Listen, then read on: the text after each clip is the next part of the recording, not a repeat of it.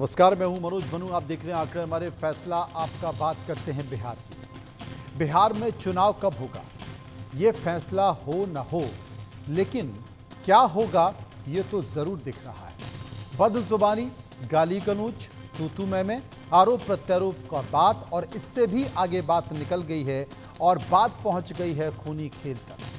पटना में 10 सितंबर की रात हुआ मर्डर कुछ इसी तरह के चुनाव से जोड़कर देखा जा रहा है। इस खून के छींटे विपक्ष पर भी पड़ रहे हैं और सत्ता पक्ष पर भी। वजह कुछ और नहीं बल्कि चुनाव ही है।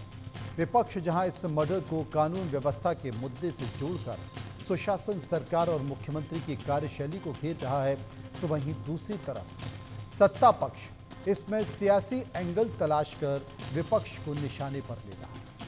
सवाल सत्ता पक्ष या विपक्ष का नहीं, एक जान जाने का है। जान भी आरजेडी नेता की गई है, जिसके लिए कहा जा रहा है कि वो निर्दलीय ताल ठोकने वाला था।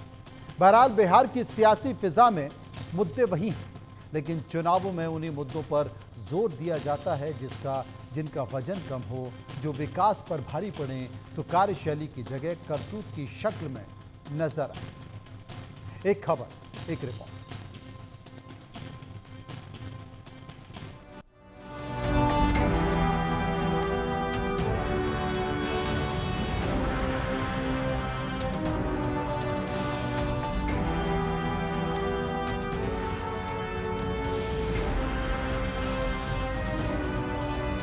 कभी देश की सियासत के धुरी रहे पाटलिपुत्र, जो कि आज पटना बन चुका है। यहाँ का सियासी पारा चढ़ा हुआ है।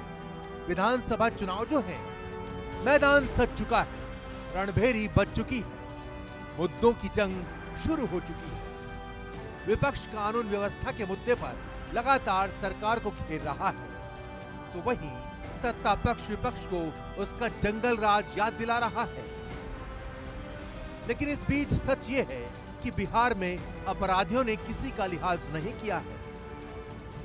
वो अपराध को आजमाने में लगे हैं। बुधवार की रात पटना में हुए आरजेडी नेता के कत्ल का मामला पुलिस की सक्रियता बयां कर रहा है। जाहिर है, कत्ल की यह वारदात चुनावी मुद्दा बन गई है।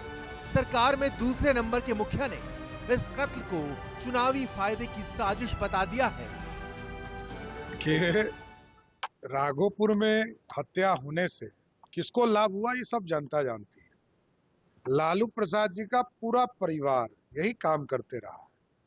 लालू जी का पूरा परिवार हत्यारों को, अपराधी को संरक्षण देते रहा। और मैं पूर्ण रूप से स्पष्ट तौर पर कहता हूं कि राघोपुर में यदि राघोपुर से जुड़ा हुआ कोई कैंडिडेट की हत्या हो रही, इसकी पूर्ण जांच होगी और इस पर कार्रवाई होगी। अपराधी ये हमारी सरकार पकड़ रही है, उनकी सरकार नहीं पकड़ रही है। सियासत में ऐसे आरोप प्रत्यारोप लगते रहे हैं, लेकिन जिस अंदाज में कत्ल की यह वारदात हुई, वो यकीनन पुलिस की मुस्तैदी पर सवाल खड़े कर रही है। जानकारी के मुताबिक वैशाली जिले के राघोपुर के रहने वाले राजकुमार राय की गोली मारकर हत्या कर दी गई। वारदात राजेंद्र नगर टर्मिनल के पास 17 नंबर गली में हुई। पहले से घात लगाए बदमाशों ने राजकुमार राय पर हमला कर दिया। जान बचाने के लिए राय भागे, लेकिन बदमाशों ने दौड़ाकर 6 गोलियां मारी। राजकुमार राय की मौके पर ही मौत हो गई। बताया जाता है कि राजकुमार राय राघोपुर से निर्दलीय चुनाव लड़ने की तैयारी में थे। इससे पहले भी यहां से वो चुनाव में उतर चुके हैं। राय आरजेडी के पंचायती प्रकोष्ठ के वैशाली जिला अध्यक्ष भी रह चुके हैं।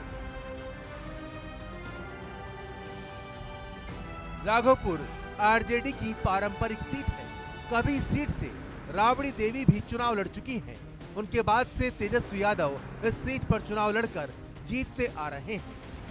डिप्टी सीएम का बयान भी इसी सियासी साजिश का इशारा कर रहा है।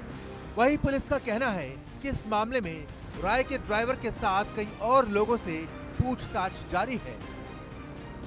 अभी कुछ टाइम पहले यहाँ पे राजेंद्र नगर टर्मिनल के सामने गली नंबर 17 में एक घटना हुई है, जहाँ पे एक व्यक्ति जिनका नाम बताया जा रहा है राजकुमार उर्फ आला राय, और ये राघोपुर वैशाली के रहने वाले इनको गोली मारी गई थी। उसके उपरांत इनको इलाज के लिए ले जाया गया और इलाज के क्रम में इनकी मृत्यु हो गई है। इनके साथ इनका एक ड्राइवर भी था। उससे भी अभी हम पूछताछ करेंगे। हमारी पुलिस की टीम यहाँ पे आ चुकी है, एसपी साहब आ चुके हैं और एफएसएल को भी हम बुला रहे हैं और आसपास के जो आई विटनेसेस है उनका भी स्टेटमेंट लिया गया है। साथ ही साथ जो भी इस इलाके में आसपास कैमरास लगे हुए सारे के सारे कैमरास भी हम खंगाल रहे हैं।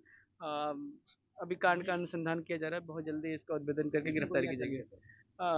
घटनास्थल से करीब 6 गोलियम खोखा बरामद हुआ है। कुल मिलाकर अपराध की वारदातें बिहार में एक बार फिर पैर पसारने लगी हैं। मुश्किल ये है कि इसका समाधान तलाशने के बजाय सियासत इसमें अवसर ढूंढ रही है। अपनी कॉलर साफ, दूसरे की गंदी, वही बताने की कोशिश लगातार की जा रही है। Bureau report, India news.